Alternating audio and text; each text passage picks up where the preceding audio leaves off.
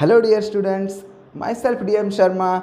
I welcome you all in the first video of linear regression, the third lesson of statistics subject standard 12th Gujarat board.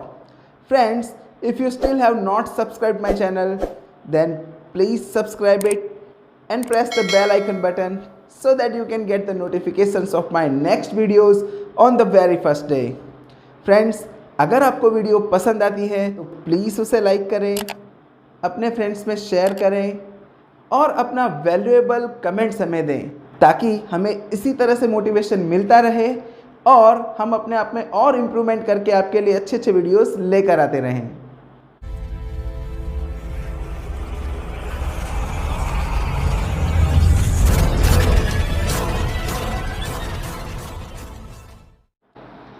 So friends, in today's video, we will study about the concept of regression, linear regression model, definition of linear regression, methods of regression, properties of regression, and utilities of regression.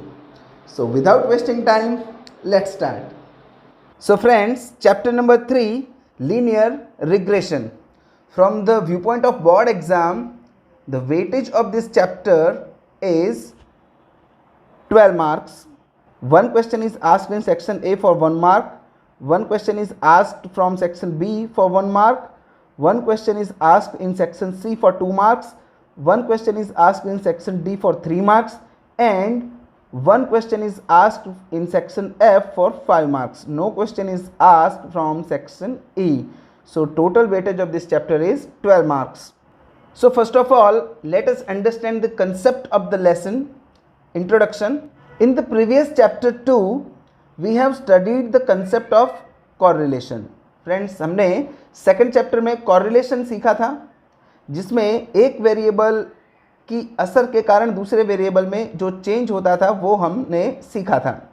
So we have seen if the correlation between two variables is positive or negative, यानी दोनों variables के बीच में जो correlation है वो positive है या negative है वो हमने सीखा था. Moreover, we get numerical measure of the closeness of the variables, यानी कि दो वेरिएबल एक दूसरे के कितने क्लोज हैं, उनके बीच में कितना थिक रिलेशनशिप है वो हम उस चैप्टर में सीख कर आए हैं.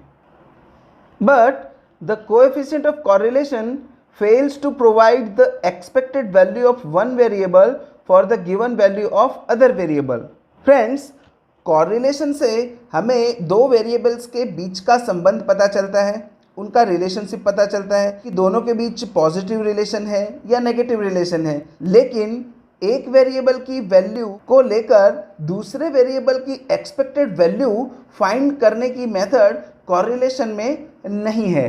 तो हमें एक्सपेक्टेड वैल्यू हम कॉरिलेशन से नहीं जान सकते. When some relation exist between two variables, many times it is necessary to obtain the approximate or estimated value of one variable for a known value of other variable using the relation. Friends, कई बार ऐसा होता है कि जब किन्हीं दो variables के बीच में अगर कोई रिलेशन बन रहा हो तो दोनों में से किसी एक वेरिएबल की वैल्यू के आधार पर हम दूसरे वेरिएबल की एक्सपेक्टेड वैल्यू हम फाइंड कर सकते हैं या हम फाइंड करना चाहते हैं. For example, we know that there is a correlation between advertisement cost and sale of an item. हम जानते हैं कि एडवर्टाइजमेंट की कॉस्ट और सेल्स के बीच में कॉरिलेशन है. जितना ज़्यादा हम एडवर्टाइजमेंट पे खर्चा करते हैं उतनी ज़्यादा ही सेल होती है. Now for some given amount of advertisement cost, if we want to know the corresponding expected sales, then it is not possible to obtain it by the study of correlation. लेकिन अगर हम कोई एक अंदाजित advertisement cost के आधार पर अंदाजित sales कितनी होगी वो अगर हम निकालना चाहें तो कॉरिलेशन का स्टडी करके हम वो नहीं निकाल सकते. आप इस टेबल में एग्जांपल देख सकते हैं. यहाँ पर एडवर्टाइजमेंट कॉस्ट रुपीज़ में दी हुई है और यहाँ पर सेल्स 1000 मीटर में दी हुई है. If the advertisement cost is rupees 25,000, then the sales is 3000 metre. In the same way, जब 30,000 होती है तब 5000 मीटर सेल है, जब 48,000 होती है तब 8000 मीटर सेल है. 55,000 रुपीज़ के एडवर्टाइजमेंट कॉस्ट पर 12,000 मीटर की सेल्स होती है. तो यहाँ पर हम 65, ये एक हमारी अंदाजित वैल्यू है, एक expected value of advertisement cost है। इसके आधार पर हम ये जानना चाहेंगे कि अगर हम 65 रुपीज़ का खर्चा करते हैं एडवर्टाइजमेंट के ऊपर तो हमारी सेल एक्सपेक्टेड कितनी होनी चाहिए। तो ये आंसर हमें कॉरिलेशन में नहीं मिलता।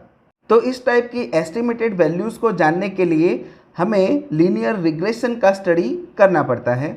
सो our next topic, linear regression model. So friends, first of all we will understand the meaning of model. A set of one or more equations representing a relation or a problem is called a model. एक से ज़्यादा equations का set अगर कोई relation या problem को present करता हो तो उसे हम मॉडल कहेंगे। Now what is the meaning of regression model?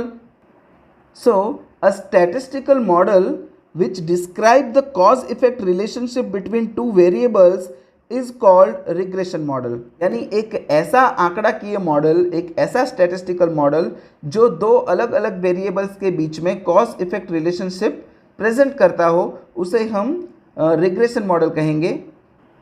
So friends, these are the components of regression model. Y is dependent variable, X is independent variable, alpha is a constant, beta is also a constant, and U disturbance variable of the model. कुछ factors ऐसे होते हैं जो किसी particular principal का हिस्सा नहीं होते, जिसे हम एक्सेप्शंस कह सकते हैं, उसे हम U से रिप्रेजेंट करते हैं। So friends, we can take it like if y is dependent variable, x is independent variable, alpha is constant, beta is constant, and u is disturbance variable of the model, then regression model can be presented as y is equal to alpha plus beta into x plus u। इन सब का explanation आपको ऊपर अभी बताया। Friends, जितनी भी theory मैं यहाँ पर एक्सप्लेन करता हूँ वो सभी एग्जाम व्यू पॉइंट से बहुत इंपॉर्टेंट होती हैं, तो इन सभी को आप अपनी नोटबुक में नोट करना और इन सभी को अच्छे से लर्न करना। So our next topic is definition of linear regression. A mathematical और functional relationship between two correlated variables which helps in estimating the value of dependent variable for some given value of independent variable is called linear regression। Means दो कॉरिलेटेड variables के relationship का एक ऐसा mathematical या functional model जिसकी मदद से अगर इंडिपेंडेंट वेरिएबल की वैल्यू हमारे पास हो तो हम डिपेंडेंट वेरिएबल की वैल्यू फाइंड कर सकते हैं। ऐसे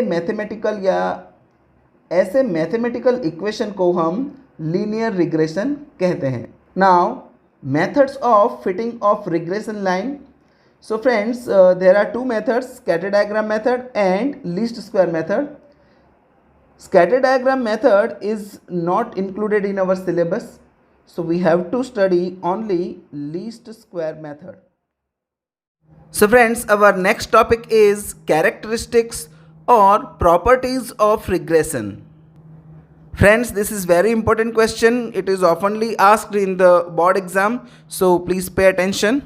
The first point is correlation coefficient R and regression coefficient B are either both positive or both negative। मतलब बिल्कुल सिंपल है कि correlation का coefficient R और regression का coefficient B ये या तो दोनों प्लस की साइन में होंगे या दोनों माइनस की साइन में होंगे। Second point, regression coefficient is independent of change of origin। Friends, this is most important point. It will be helpful to us while we will solve the sum. Again, regression coefficient is independent of change of origin but not independent of change of scale। यानी कि regression coefficient वो सिर्फ origin से free है, scale के major से ये free नहीं है। फ्रेंड्स, कॉरिलेशन में जब हम x को u में कन्वर्ट करते थे तब हम अज्यूम्ड मीन माइनस करके किसी भी नंबर से डिवाइड कर सकते थे, क्योंकि वो प्लस माइनस मल्टीप्लाई डिवीज़न चारों से फ्री था। लेकिन रिग्रेशन वो सिर्फ प्लस माइनस से फ्री है, मल्टीप्लाई डिवीज़न से फ्री नहीं है। तो यानी अगर रिग्रेशन के सम में जब आप x को u में कन्वर्ट करें तो आप केवल माइनस या प्लस कर सकते हैं। अगर आप डिवाइड या मल्टीप्लाई करते हैं तो उसकी इफ़ेक्ट आपको अलग से फॉर्मूला में दिखानी होती है, क्योंकि ये सिर्फ प्लस माइनस से फ्री है, मल्टीप्लाई डिवीज़न से फ्री नहीं है। And third, the regression line of y on x always passes through the point x bar y bar. Friends, ये पॉइंट कई बार MCQ में बोर्ड एग्जाम में पूछा जा चुका है, तो please keep in mind. Now the next topic, utility of study of regression, यानी रिग्रेशन की स्टडी का उपयोग कहाँ पर होता है या कैसे हम इसका यूज़ कर सकते हैं। First point, we can determine a functional relation between two correlated variables. Friends, regression की हेल्प से हम दो कोरिलेटेड वेरिएबल्स के बीच में फंक्शनल रिलेशन फाइंड कर सकते हैं। फंक्शनल रिलेशन मतलब मैथमेटिकल एक इक्वेशन हम फाइंड कर सकते हैं जिसमें डिपेंडेंट और इंडिपेंडेंट दोनों वेरिएबल प्रेजेंट होंगे, और उस इक्वेशन में जब मैं इंडिपेंडेंट वेरिएबल की वैल्यू डालूंगा तो मुझे डिपेंडेंट वेरिएबल की वैल्यू ऑटोमेटिक मिल जाएगी। तो ऐसा फंक्शन रिग्रेशन की हेल्प से फाइंड किया जा सकता है। Second point, once the functional relation is established, it can be used to predict the unknown value of dependent variable y on the basis of known value of independent variable x। ये मैंने आपको first point में ये point explain कर दिया कि हमें एक ऐसा फंक्शन मिलता है या हमें एक ऐसा इक्वेशन मिलता है जिस इक्वेशन में हम इंडिपेंडेंट वेरिएबल x की वैल्यू रखते हैं तो हमें डिपेंडेंट वेरिएबल y की वैल्यू मिल जाती है। Third point, we can determine the approximate change in the value of dependent variable y for a unit change in the value of independent variable x। Friends, independent variable x में अगर per unit change किया जाए या किसी एक unit का change किया जाए तो उस एक यूनिट के चेंज का डिपेंडेंट वेरिएबल y पर क्या असर होगा वो हम रिग्रेशन के स्टडी से जान सकते हैं। And the last fourth one, we can determine the error in the estimation of dependent variable obtained by a regression line, यानी हम जो एस्टिमेटेड वैल्यू फाइंड करते हैं अगर उसमें कोई एरर होती है तो हम एरर भी हम फाइंड कर सकते हैं और उस एरर को दूर करके हमें हमारा एग्जैक्ट एस्टिमेट पता चल सकता है। So friends, these all were important theory questions. Friends, जिन जिन क्वेश्चंस का डिस्कशन मैं यहाँ पर करता हूँ या जिन जिन क्वेश्चंस को मैं एक्सप्लेन करता हूँ वो सभी क्वेश्चंस बोर्ड एग्ज़ाम के व्यू पॉइंट से बहुत इंपॉर्टेंट होते हैं, तो आप प्लीज़ इन्हें नोट करें और इन्हें अच्छे से तैयार करें तो आपको एग्ज़ाम में काफ़ी हेल्प होगी। So friends, today we stop here. I hope you all have understood all the theory points that we have discussed today. If you have any doubt, you can ask me in the comment section. अगर आपको video पसंद आई हो तो please उसे like करें, अपने friends में share करें और अपना वैल्यूएबल कमेंट्स हमें दें। In the next video, we will study the formulas of least square method. Till then, keep study and stay at home. Goodbye.